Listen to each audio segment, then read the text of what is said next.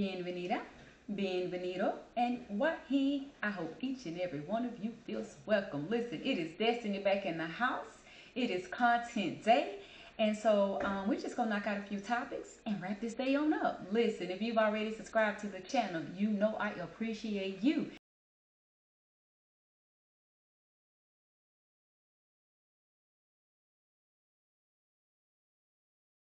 And if you have not subscribed to the channel, I need you to do me a favor. Yes, right now, stop.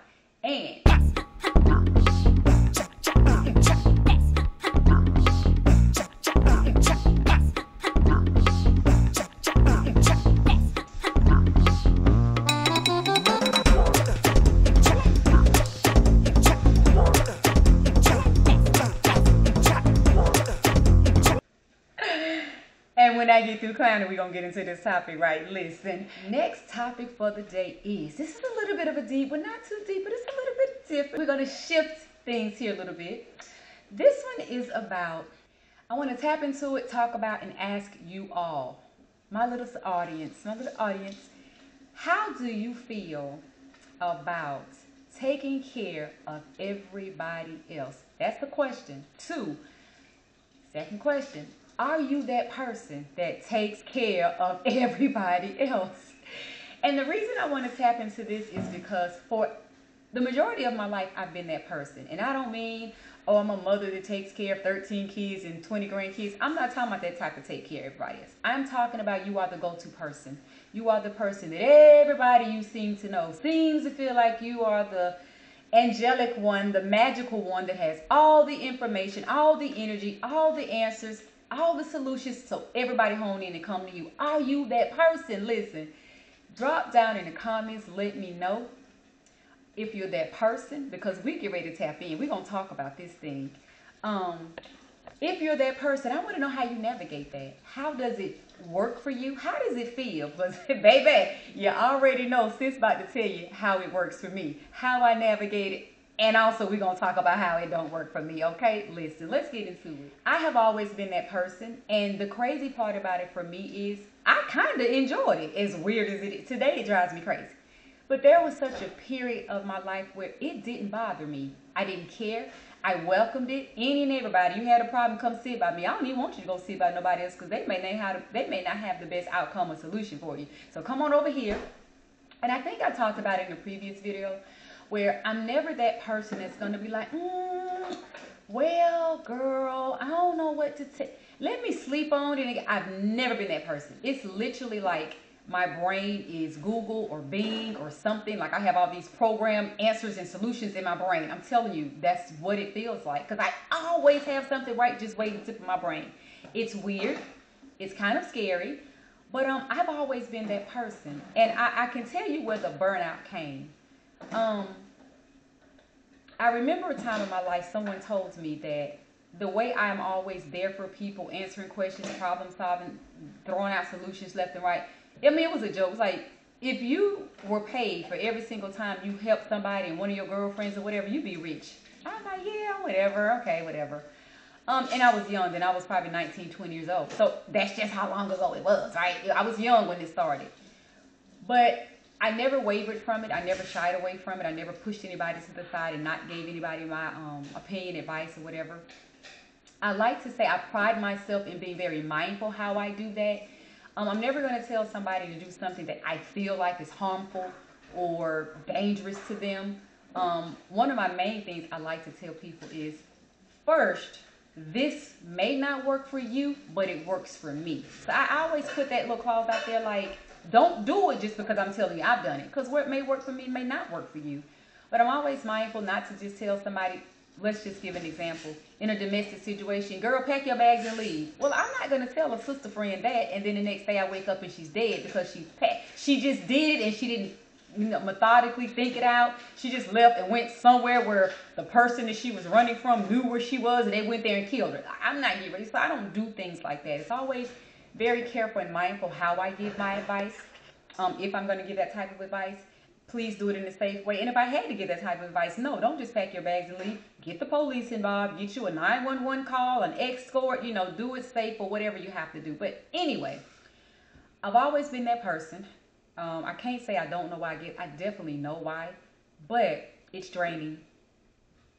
The point of this topic is it's draining.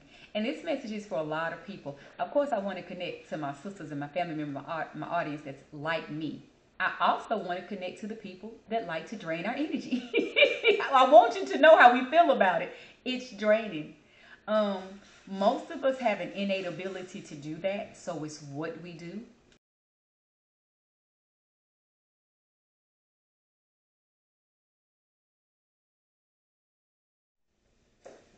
Having an innate ability to do it comes natural.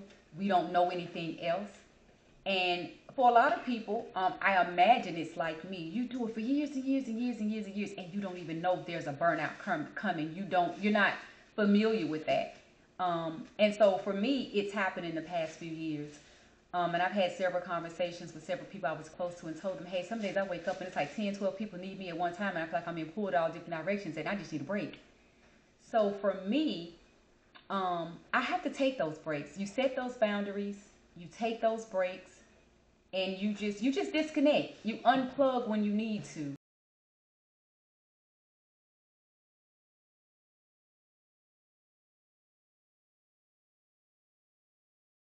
keep yourself going, to keep your sanity.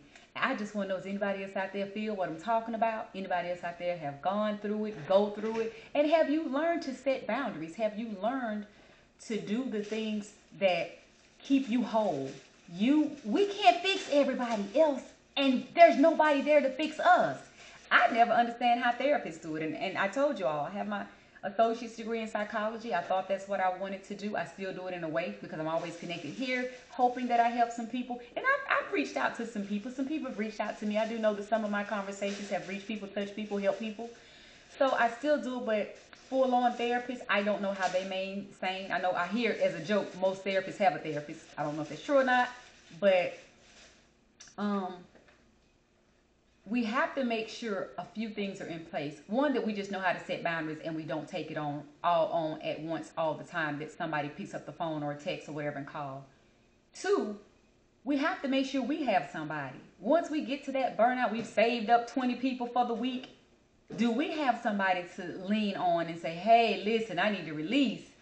There's just so many different things that could be helpful to make sure, again, we remain sane, whole, peaceful.